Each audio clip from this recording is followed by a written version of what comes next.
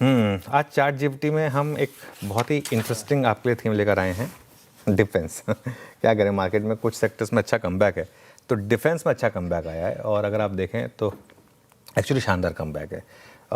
वो रक्षा मंत्री ने जो ट्वीट की थी उसके बाद एक और उसमें पंख लगे थे वीकली रेशो चार्ट पर, और अब तो वीकली चार्ट है हमारे पास। और एक देखिए, डिफेंस जो है ना, एक कंपाउंडिंग स्टोरी रहा है हमारे लिए।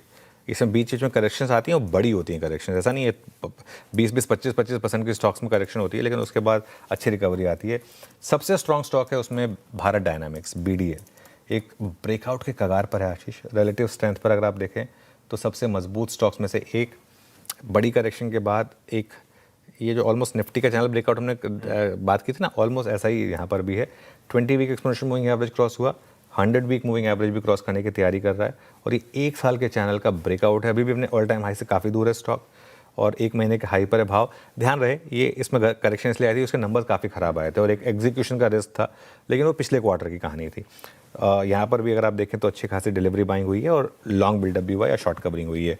दूसरा है BEL, Bharat electronics. Bharat electronics में एक और पॉजिटिविटी ये भी है कि पिछले हफ्ते एक और न्यूज़ आई थी कि नई EVMs लेगी इलेक्शन कमीशन, और EVMs BEL बनाती है।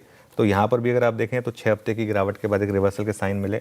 50 वीक मूविंग एवरेज और 20 वीक मूविंग एवरेज के क्रॉस किया। RSI रीडिंग बढ़ी है यहाँ पर, 41 से 58 पर आई है, और वीकली बेसिस पर काफ़ी शानदार यहाँ पर लॉन्ग बिल्डअप हुआ है। तो ये आपका हो गया दूसरा स्टॉक। और एक स्टॉक जहाँ पर फाइनली कुछ बदला है वो है ट्रेंट। लगातार 1.5 साल से ये स्टॉक बहुत तंग कर रहा था, बहुत ज़्यादा पैसा लूज़ किया लोगों ने यहाँ पर, लेकिन बहुत लंबी गिरावट के बाद एक 8 हफ्ते तक 20 वीक एक्सपोनेंशियल मूविंग एवरेज के आसपास रहने के बाद एक बहुत शानदार वीकली कैंडल बनी। मतलब देखिए ये कैंडल क्या ज़बरदस्त है, और 18 महीने के बाद आप 50 वीक मूविंग एवरेज के ऊपर निकलें, तो ये एक स्टॉक है जो काफ़ी मुझे इंटरेस्टिंग लग रहा है। तो ये आपके चैट जीपीटी 1 के 3 स्टॉक्स हो गए और एक इंडेक्स हो गया। स्टैंडर्ड डिस्क्लेमर, अगर आप बाय या सेल करें तो अपने फाइनेंशियल एडवाइजर की राय लें।